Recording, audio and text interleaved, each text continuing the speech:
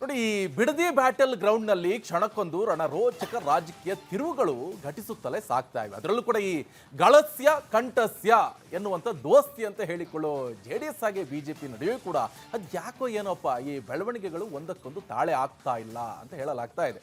ಇದಕ್ಕೆ ಸಾಕ್ಷಿ ಎನ್ನುವಂತೆ ಇದೀಗ ಪಾದಯಾತ್ರೆ ಪಾಲಿಟಿಕ್ಸ್ ಶುರುವಾಗಿದೆ. ಏನಿದು ಫಸ್ಟ್ ಸ್ಟೋರಿ ನೋಡ್ತಾ ಇದ್ದೀವಿ.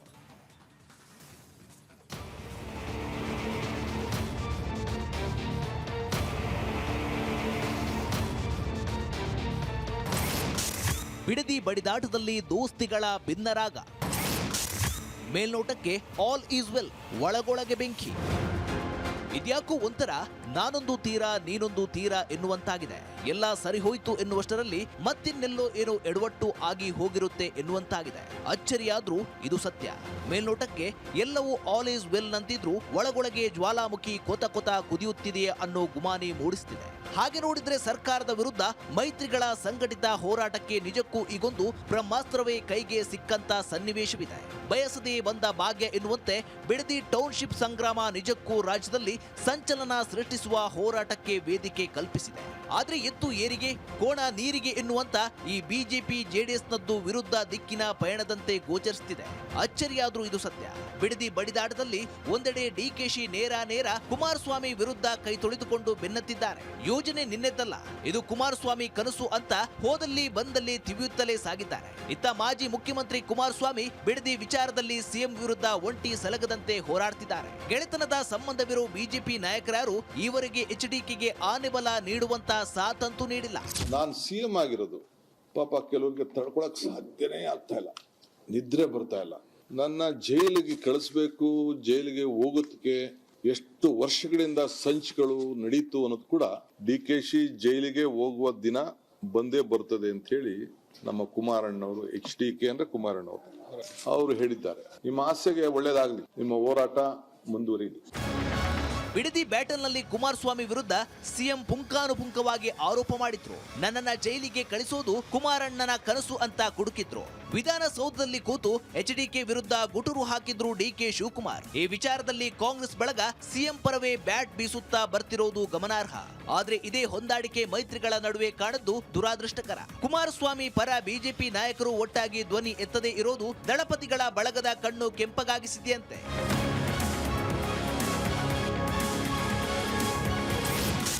ಬಿಜೆಪಿ JDS ಮೈತ್ರಿಗಳ ಇಲ್ಲ ಎದುರಾಳಿಗಳ ಹೇಳಿದ್ದೊಂದು, ಅಖಾಡದಲ್ಲಿ ಆಗ್ತಿರೋದೇ ಮತ್ತೊಂದು.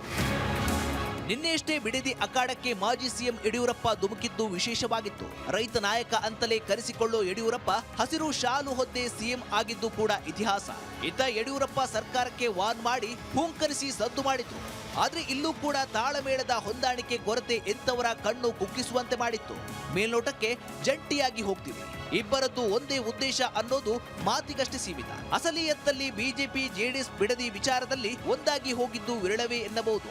ನಿನ್ನೆ ಮಾಜಿ CM ಯಡಿಯೂರಪ್ಪ ಹೋರಾಟಕ್ಕೆ ಇಳಿದರೂ ಅಲ್ಲೊಂದು ಹೊಂದಾಣಿಕೆಯ ಕೊರತೆ ಪ್ರತಿಬಿಂಬಿಸುತ್ತಿತ್ತು ಅಂತಿದ್ದಾರೆ ರಾಜಕೀಯ ಪಂಡಿತರು. ಈ ಬೆಳವಣಿಗೆಯ ಬೆನ್ನಲ್ಲೇ ಇದೀಗ ಬಿಜೆಪಿ JDS ನೀಡಿರುವ ಕೌಂಟರ್ ಸಂಬಂಧ ಮತ್ತಷ್ಟು ಹಳಿಸ್ತಿದೆಯಾ ಅನ್ನೋ ಗುಮಾನಿ ಮೂಡಿಸುತ್ತಿದೆ.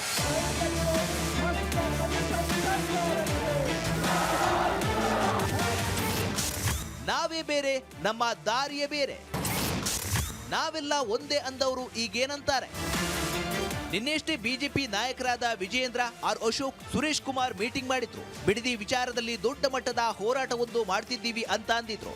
ಮೈತ್ರಿ ಗೆಳೆಯ JDS ಜೊತೆಗೂಡಿ ಬೃಹತ್ ಮಟ್ಟದ ಹೋರಾಟ ಅಂತ ಘೋಷಿಸಿದ್ರು. ಎಲ್ಲದನ್ನ ನೋಡ್ತಾ ಇದ್ರೆ ಮುಖ್ಯಮಂತ್ರಿಗಳು ಅವರ ರಿಯಲ್ ಎಸ್ಟೇಟ್ ಮಾನಸಿಕ ಸ್ಥಿತಿಯಿಂದ ಹೊರಗೆ ಬರುವಂತೆ ಕಾಣ್ತಾ ಇಲ್ಲ. ಹಾಗಾಗಿ ಭಾರತೀಯ ಜನತಾ ಪಾರ್ಟಿ ರೈತರ ಪರವಾಗಿ ಧ್ವನಿ ಎತ್ತಬೇಕು, ರೈತರಿಗೆ ನ್ಯಾಯವನ್ನ ಕೊಡಿಸೋವರೆಗೂ ಕೂಡ ನಾವು ಹೋರಾಟವನ್ನ ಮಾಡಬೇಕು ಅಂತೇಳಿ ನಾವೆಲ್ಲರೂ ಕೂಡ ತೀರ್ಮಾನ ಮಾಡಿದ್ದೇವೆ. ಯಾವತ್ತು ನಾವು ಪಾದಯಾತ್ರೆ ಪ್ರಾರಂಭ ಮಾಡಬೇಕು, ಎಷ್ಟು ದಿನ ಮಾಡಬೇಕು ಎಲ್ಲವನ್ನೂ ಕೂಡ ನಾವು ತೀರ್ಮಾನವನ್ನ ಮಾಡ್ತೇವೆ. ವಿಜೇಂದ್ರ ನೋಡಿದ್ರೆ ಜೊತೆಯಲ್ಲಿ ಅಂತ ಸಾಂಗ್ ಹಾಡ್ತಿದ್ದಾರೆ. ಆದ್ರೆ ಇತ್ತ ಮಿತ್ರ ಪಕ್ಷದ JDS ಮಾತ್ರ ಏಕಾಂಗಿ ನಾನಮ್ಮ ಅಂತ ಗುನುಗುತ್ತಿದೆ. ಹೌದು, ಜಟ್ಟಿಯಾಗಿ ಬಿಡದಿ ಪಾದಯಾತ್ರೆ ಅಂತ ಬಿಜೆಪಿ ನಿನ್ನೆಯಷ್ಟೇ ಘೋಷಿಸಿತ್ತು. ಶೀಘ್ರವೇ ದಳಪತಿಗಳೊಟ್ಟಿಗೆ ಚರ್ಚಿಸಿ ಡೇಟ್ ಹೇಳ್ತೀವಿ ಅಂದಿದ್ರು. ಬಟ್ ಕರೆಕ್ಟ್ ಆಗಿ 24 ಗಂಟೆ ಕಳೆದಿಲ್ಲ. ಇತ್ತ JDS ನಾನೇ ಬೇರೆ, ನನ್ನ ಸ್ಟೈಲೇ ಬೇರೆ ಅಂತಿದೆ. 3 ದಿನಗಳ ಪಾದಯಾತ್ರೆ ಪ್ಲಾನ್ ಫೈನಲ್ ಮಾಡಿರುವ ಜೆಡಿಎಸ್ ಜುಲೈ 30ರಂದು ಬೈರಮಂಗಲದಿಂದ ಪಾದಯಾತ್ರೆ ಹೊರಡಲಿದೆ. ಕುಮಾರಸ್ವಾಮಿ, ನಿಖಿಲ್, ದೇವೇಗೌಡರ ಸಹಿತವಾಗಿ ಆಗಸ್ಟ್ 1ರಂದು ಬೆಂಗಳೂರಿನ ಫ್ರೀಡಂ ಪಾರ್ಕ್ನಲ್ಲಿ ಈ ಯಾತ್ರೆ ಸಮಾಪ್ತಿಯಾಗಲಿದೆ. ಒಂದೆಡೆ ನಾವು ಜೊತೆಯಾಗಿ ಪಾದಯಾತ್ರೆಯಲ್ಲಿ ಹೆಜ್ಜೆ ಹಾಕ್ತೀವಿ ಅಂತ ಬಿಜೆಪಿ ಹೇಳ್ತಿದೆ. ಆದ್ರೆ ಬಿಜೆಪಿಗೆ ಸುಳಿವೆ ನೀಡದೆ ಜೆಡಿಎಸ್ ದಿಢೀರ್ ಹೋರಾಟ ನಿಗದಿ ಮಾಡ್ತಾ. ಹಾಗೆ ನೋಡಿದ್ರೆ ಈ ಪಾದಯಾತ್ರೆ ಪಾಲಿಟಿಕ್ಸ್ ಹಿಂದಿನ ಅಸಲಿ ಕಾಣಿಯಾದ್ರೂ ಏನು? ಮೈಲೇಜು ಗಿಟ್ಟಿಸಲು ಜೆಡಿಎಸ್ ಖುದ್ದು ಒಂದು ಹೆಜ್ಜೆ ಮುಂದಿಟ್ಟು ಬಿಡ್ತಾ ಅನ್ನೋದು ರಾಜಕೀಯ ಪಂಡಿತರ ಲೆಕ್ಕಾಚಾರ. ಅದೇನೇ ಇರಲಿ, ದೋಸ್ತಿ ಕೂಟದಲ್ಲಿ ಮಾತ್ರ ಎಲ್ಲವೂ ಸರಿ ಇಲ್ಲ ಅನ್ನೋದು ಈಗ ಮತ್ತೊಮ್ಮೆ ಸಾಬೀತಾಗಿದೆ. ಡಿ ಕೆ ಶಿವಕುಮಾರ್ ಅವರಿಗೆ